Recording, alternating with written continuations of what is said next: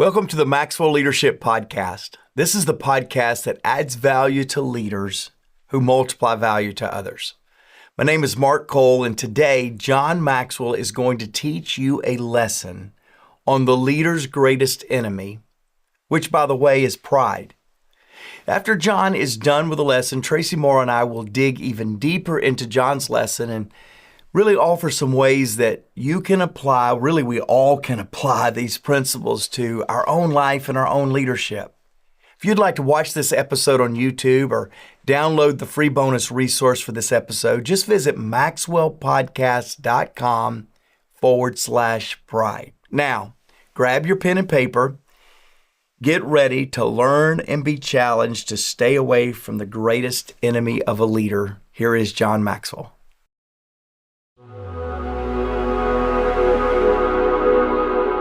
Pride, a leader's greatest problem.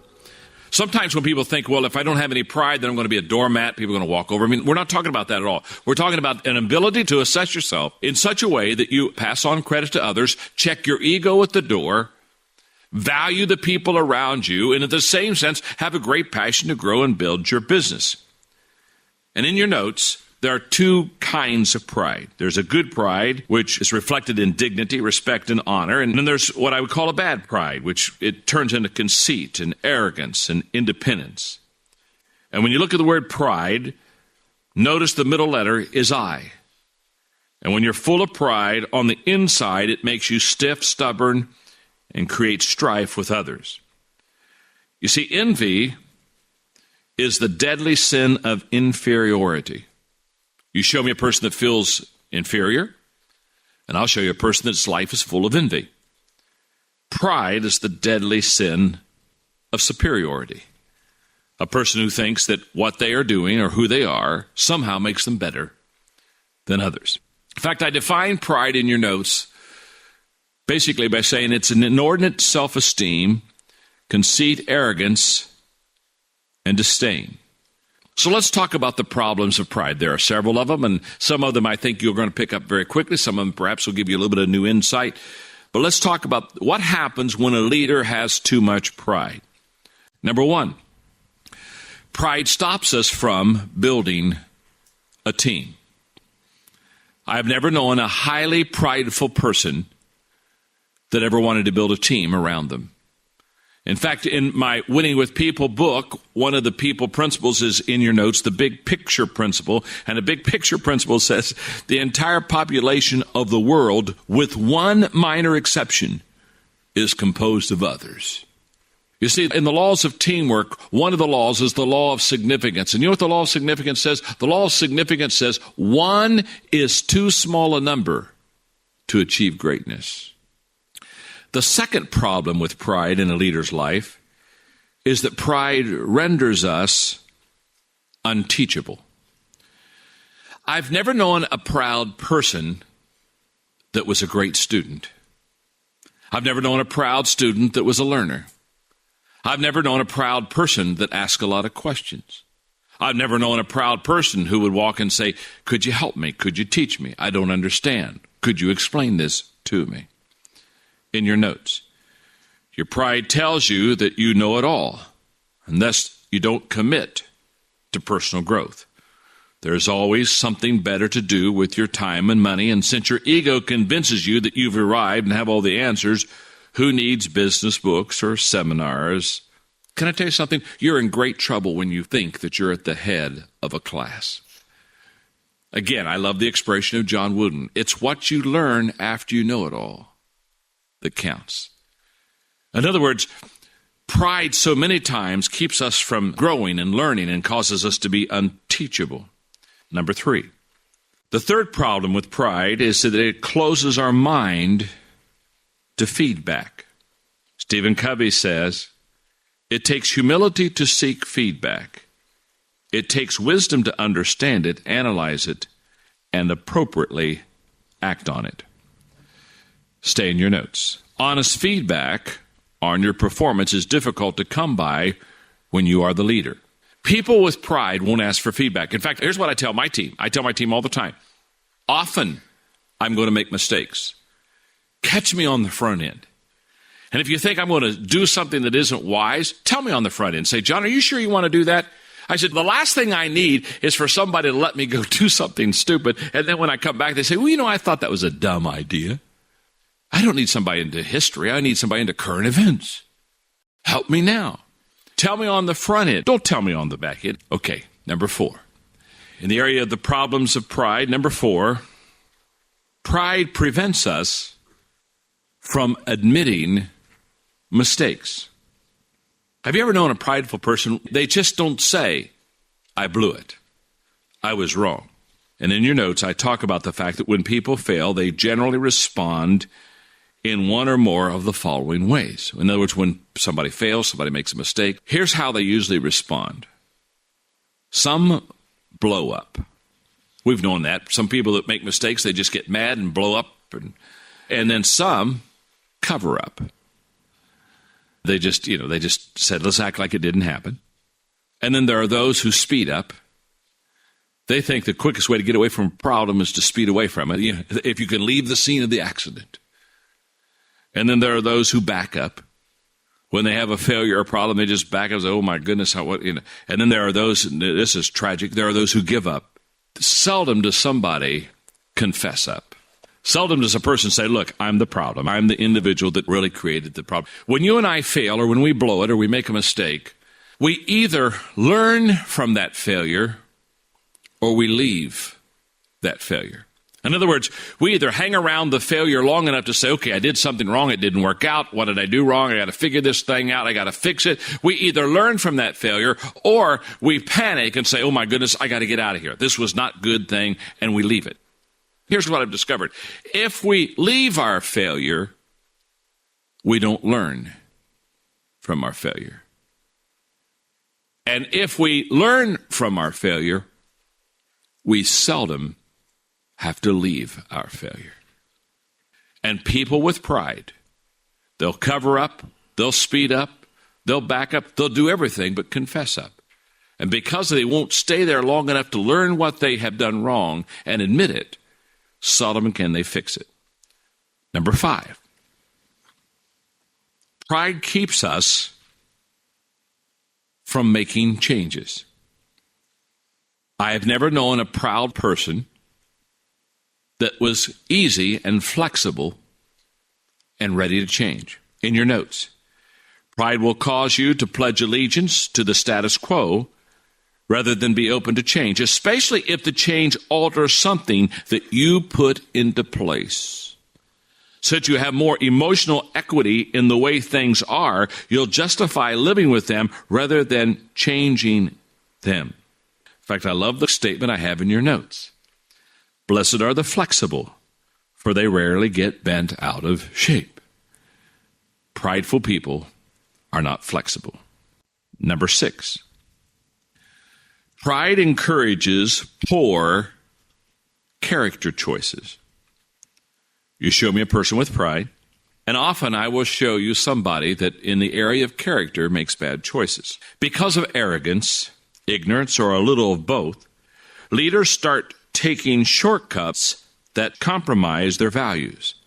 In their conceit, they think that they're above the rules or are too smart to get caught. Number 7, pride hinders us from reaching our potential. Many times, pride is the great lid upon a person's leadership potential. Hank Aaron, the greatest home run hitter ever in American and National League Baseball in the States, said in his book, I Had a Hammer. His nickname is Hammer Hank Aaron because all the home runs he hammered out. He said, Dad always said you could fall off the same ladder that you climbed up on. In other words, the very thing that brings you success could also bring you failure. Number 8, about pride. Number 8, pride destroys relationships. The opposite of loving others is not hating them, but rather being self-centered. Again, another people principle is the celebration principle. It's in your notes, and it says the true test of relationships is not how loyal we are when friends fail, but how thrilled we are when they succeed. Average people don't want others to go beyond average. Average people wants to keep everyone average.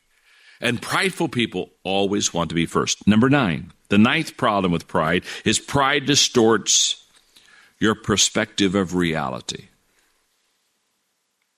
Charles Towns said it's like the beaver who told the rabbit as they stared up an immense wall at Hoover Dam, "No, I didn't actually build it myself, but it was based on an idea of mine."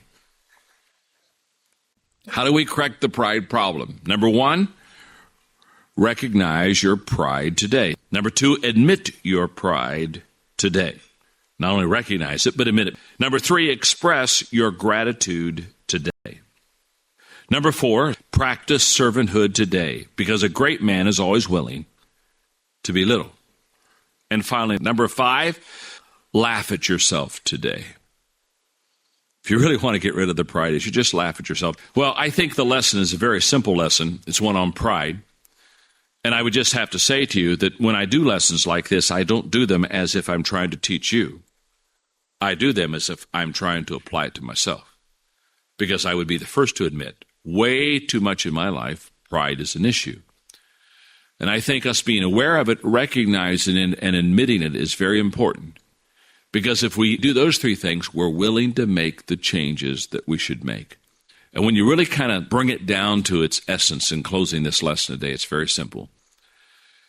When we live and when we die, when our life is over, we will only be known for the value we added to others, not the value we added for ourselves.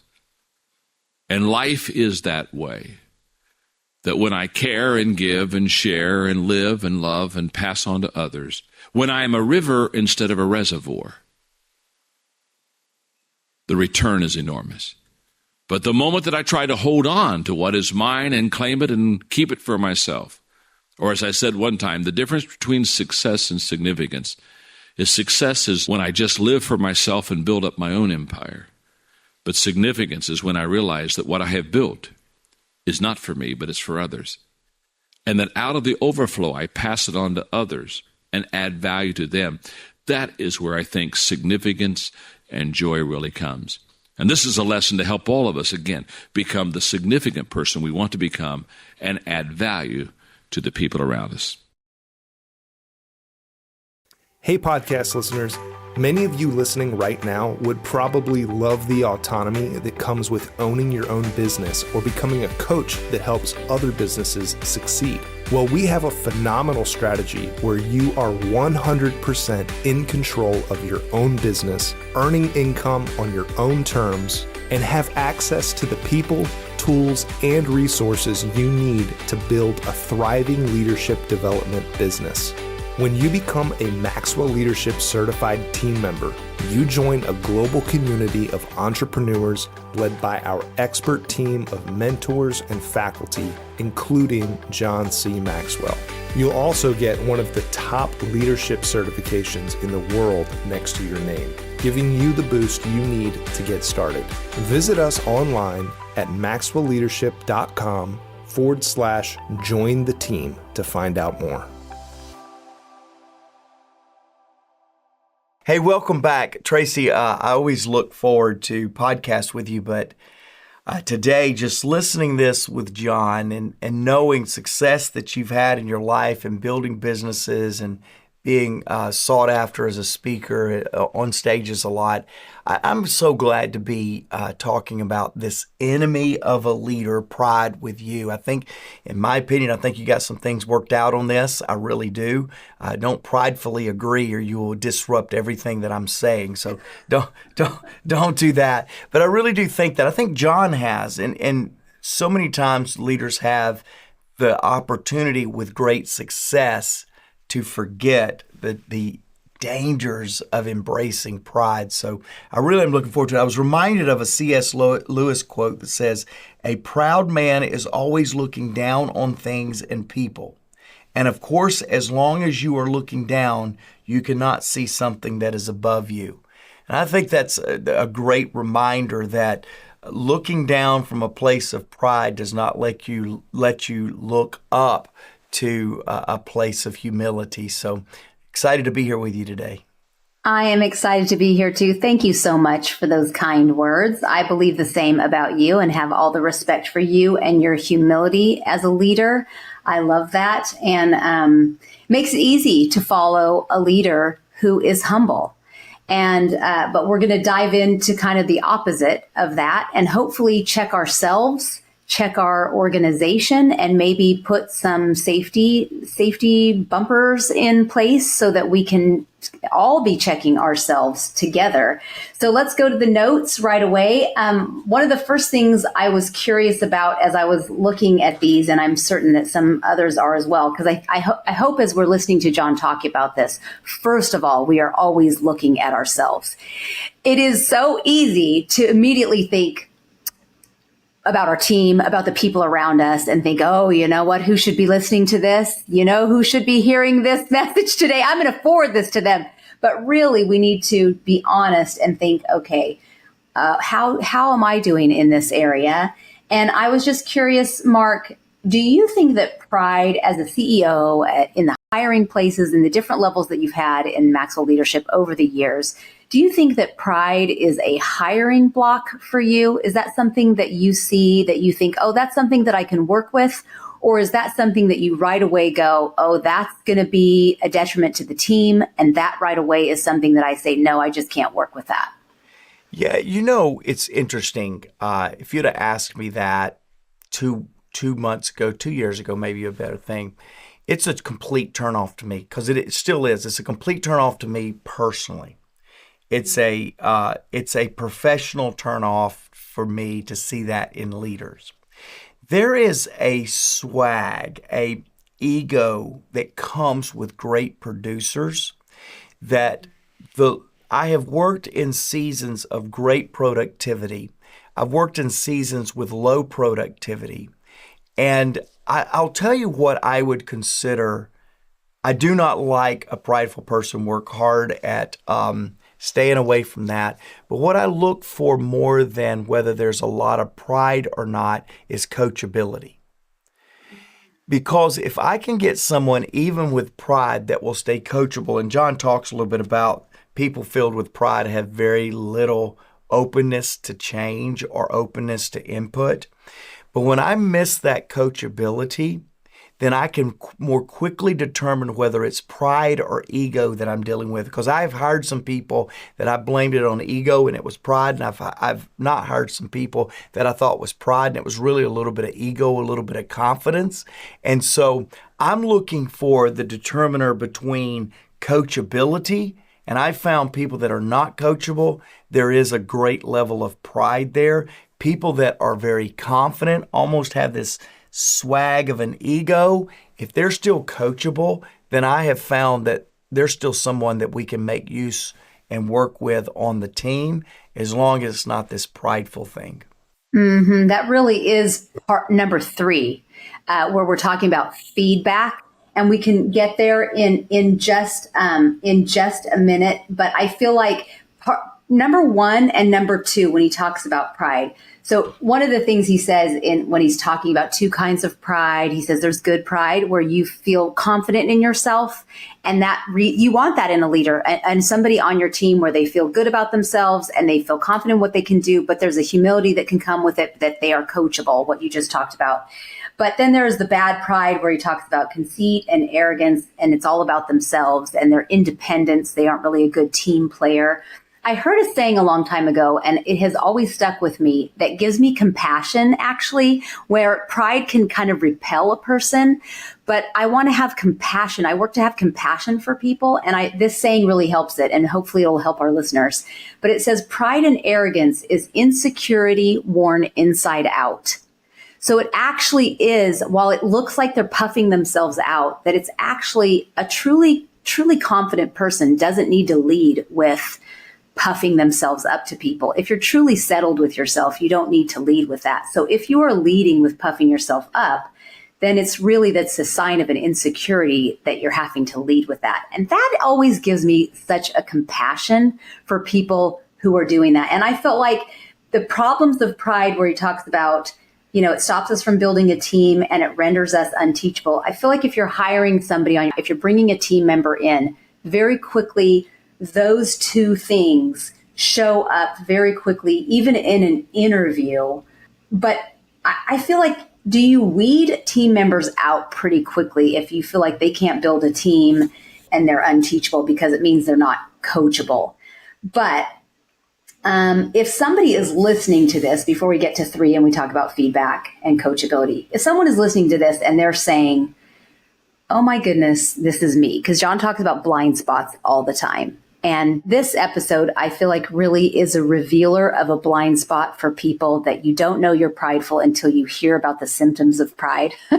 And then you might be listening and thinking, gosh, this is me. I haven't been growing. I haven't been growth oriented. I've been stuck in, this is how I am. Take me or leave me. I know the way it is. I've had great success. You should listen to me. And then you hear this checklist and you might be thinking, gosh, this is me. Where would you recommend somebody who was listening in all of the content that we have from John? What would be a great first step to somebody who might be at a little bit internal crisis right now, who's listening and thinking, what should be my first step after listening to this podcast? The first step they take on a growth journey to overcome their pride or to start working on themselves to take that first step in growth? Well, for me, it's always in things like pride or self-confidence, or even I think a form of pride is when some of us, I'm certainly like this, we're harder on ourselves than we should be. We beat ourselves up. I think that's rooted in some similar tendencies that pride is rooted into. This you just really are tough on yourself, this self-esteem thing. And we can perhaps talk about that a little bit more later. But in response to your question, I have found in most things like pride that they are rooted in a lack of self-awareness, that people don't have clarity in who they are or what they're coming, that they're not coming across the way that they would like to come across. In other words, they've got blind spots. And Right. So if I were really convicted by multiple categories that John talked about today, multiple of these points, I would really go to a safe relationship environment. And I would say, hey, I really feel like I'm struggling with this. Would you agree? Hopefully it's safe enough that if there is agreement that they can say that and not just tell you what you want to hear. Right. And then I would make myself accountable to them in these areas of pride. Now that's going to be the hardest step. So I'm giving you the hardest step for the first step. Because a prideful person, the last thing they want to be told is you're being prideful. But if you really sense that you are having some challenges with this, there's a chance you're not as prideful as you think you are, because you have a sense of openness to what John's saying. Most pride-filled people would listen to this and go, oh, I can tell you who has that problem. I can tell you who has that problem. And they don't have one moment to pause and say, oh, this one applies to me.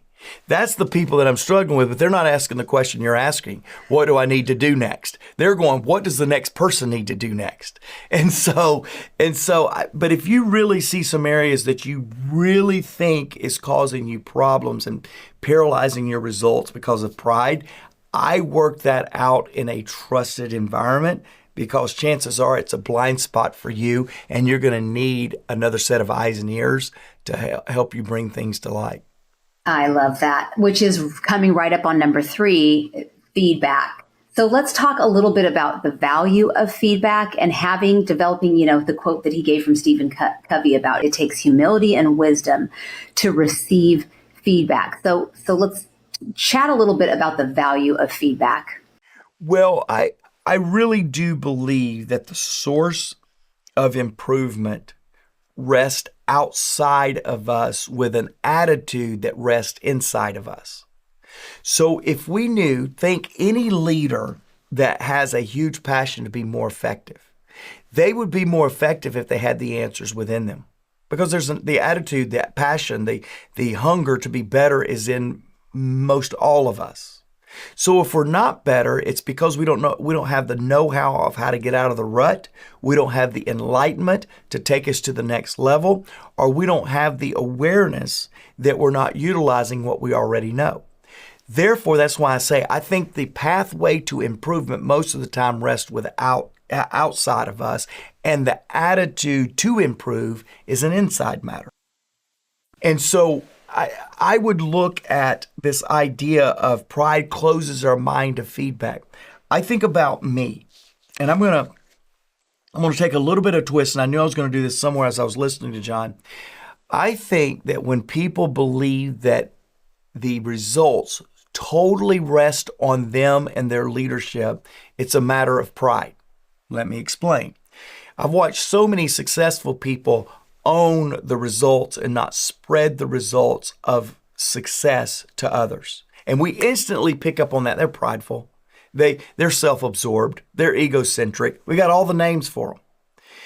But could it be just as true that when a leader owns 100% the failure, that it's a matter of pride as well? That they took this. Now, I'm not talking about a high degree of responsibility. We should. Even in the success, we should take a high degree of responsibility, but don't take yourself too seriously.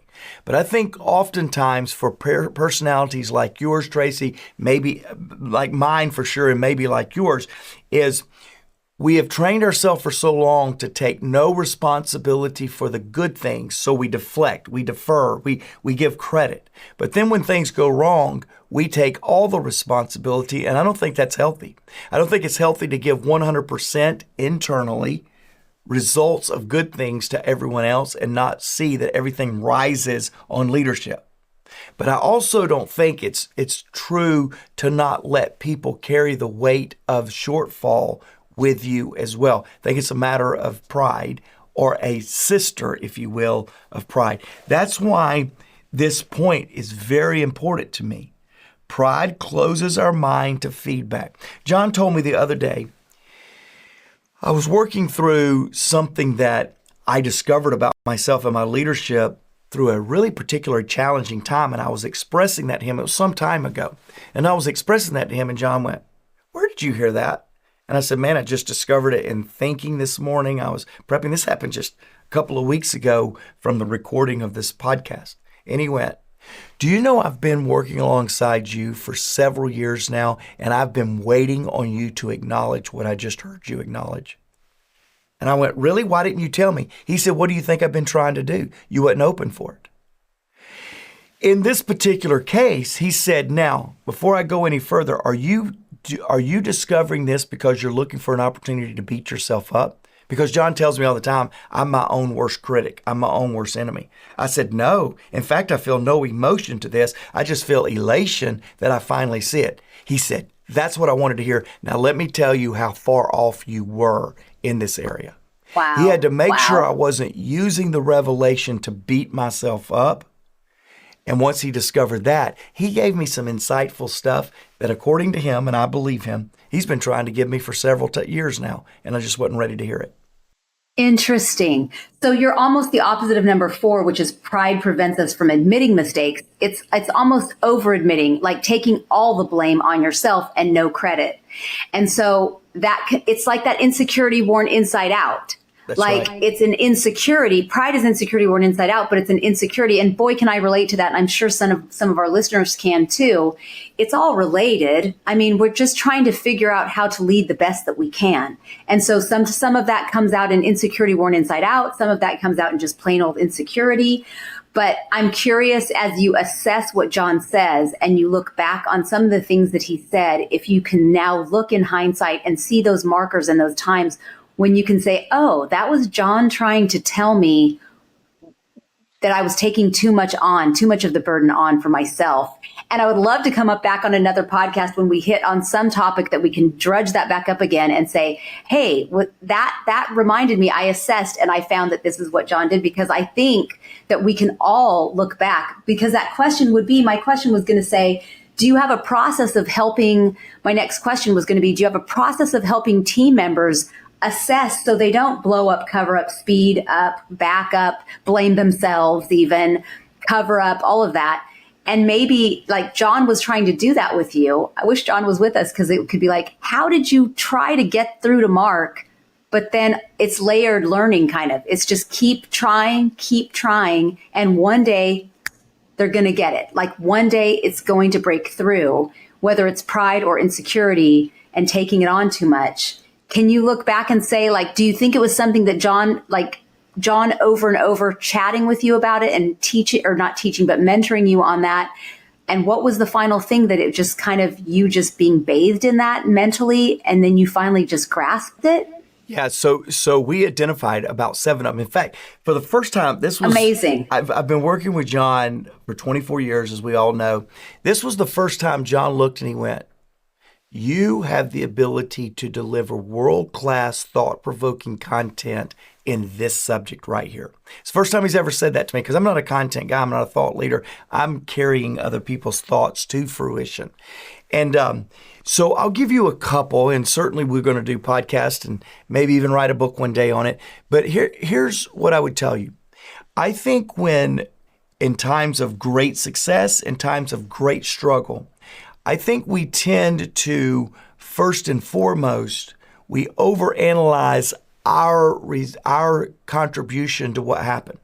And so there is a lack of reality of the control, the power, and the influence we have over a situation. We overinflate our importance, good or bad. The second thing that we do is we deflect the criticism. We already know we've critiqued ourselves too hard, as was the case in my case. So John would tell me something that would really help me, but I had already been beating myself up that I felt like what he was telling me wasn't even relevant. So I was deflecting.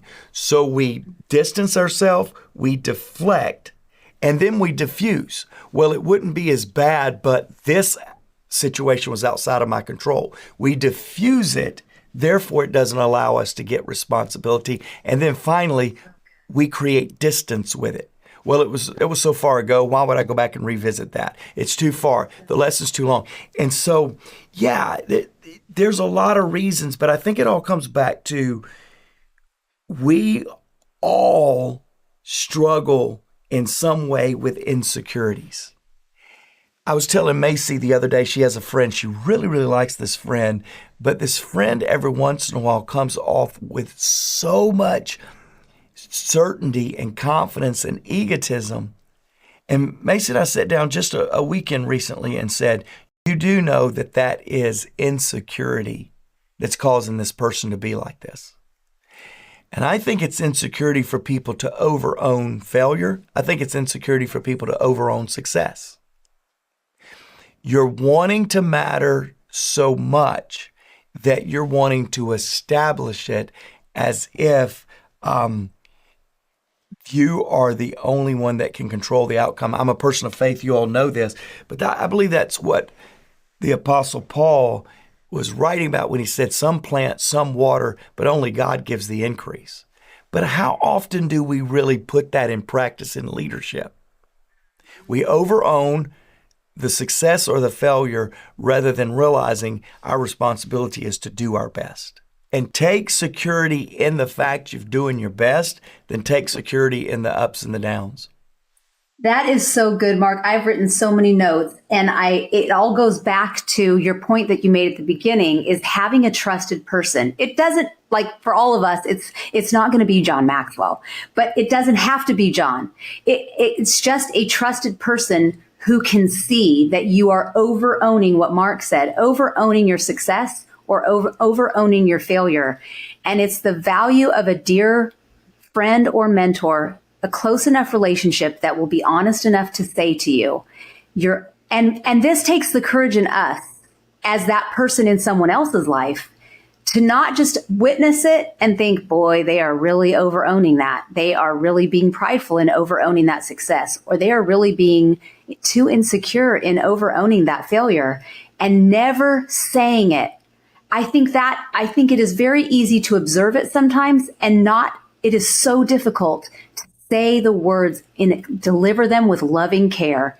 But it is the most important thing that we can do for the men and women who are in our lives, that we can deliver those words, because it can be life-changing. And they may not get it the first time, the sixth time, the seventh time, like John and Mark, but then one day it connects, and it's like a game changer in that person's leadership and in their life and in their relationships.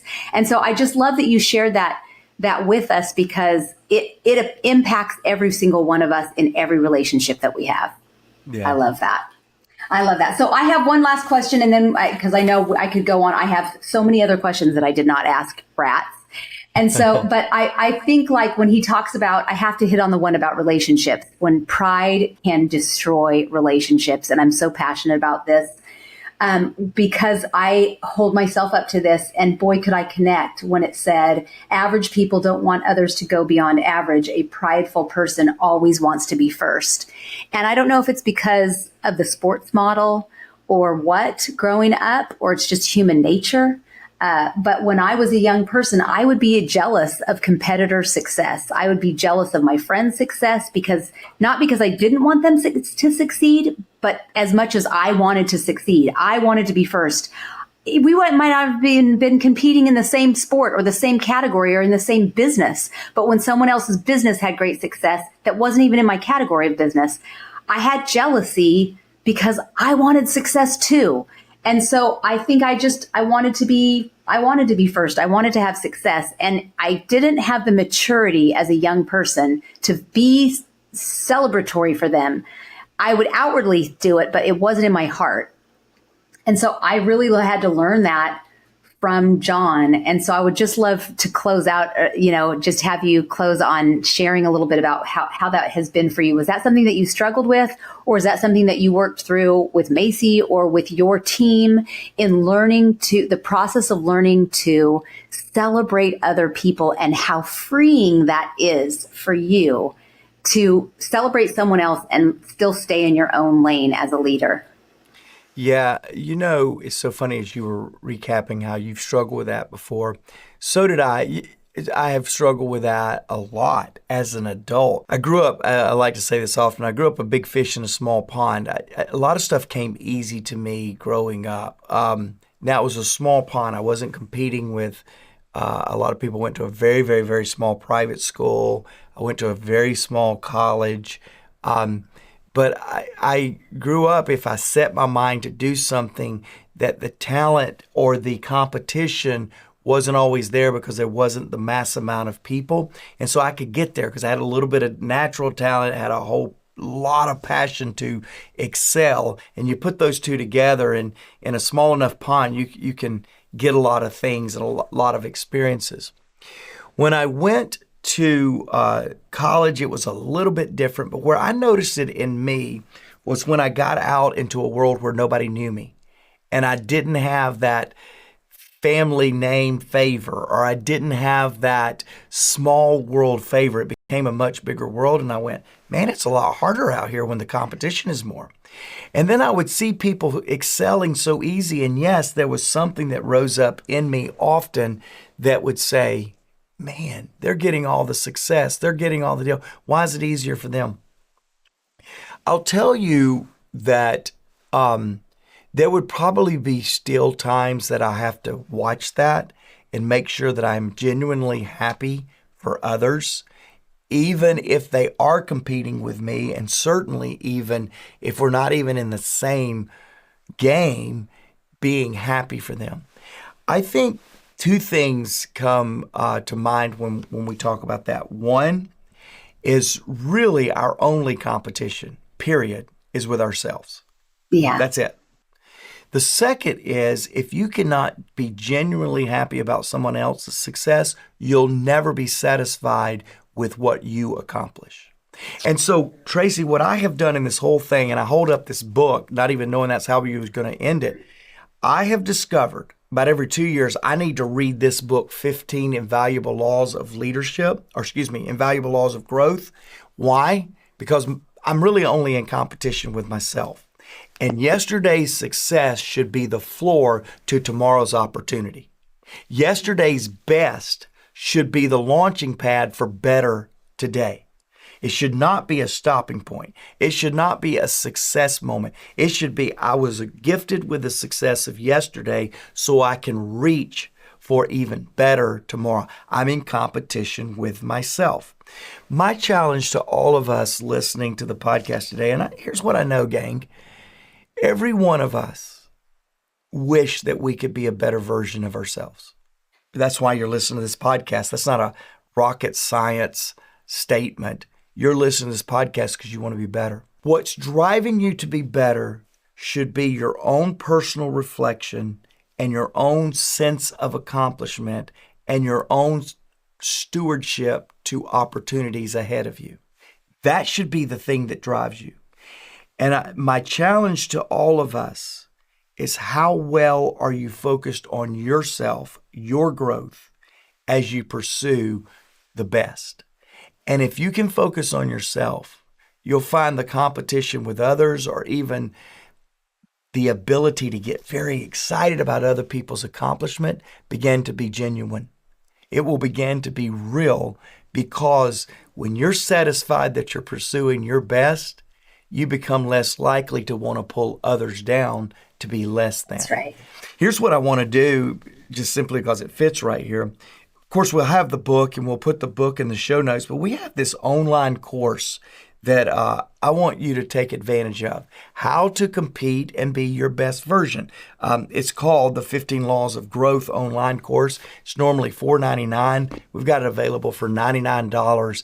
And if you're struggling with this comparison trap that Tracy and I have been talking about, or this competitiveness with others in your industry, on your team, or outside your team in a whole nother industry, begin to put all that energy into focusing on being your best, and you'll find a great sense of fulfillment, a great sense of reward.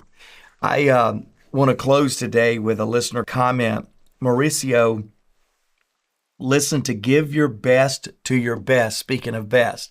In fact, I want to put that in the show notes as well.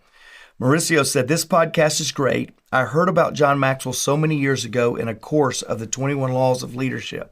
Now I'm continuing to learn and enjoy the knowledge through this podcast. And Mauricio, thank you. For the rest of you, leave us a note, leave us a comment, ask a question.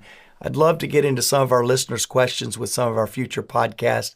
Thanks for joining us today. Stay away from pride. It is your enemy, and we don't need you prideful. We need you passionate about making the best out of everyone else, because everyone deserves to be led well.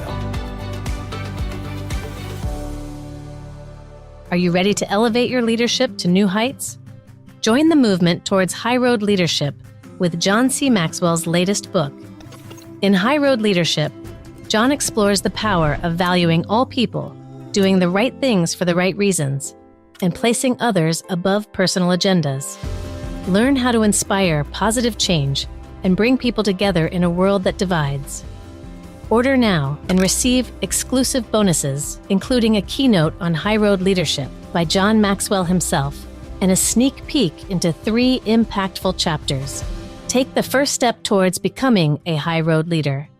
Visit highroadleadershipbook.com to order your copy today.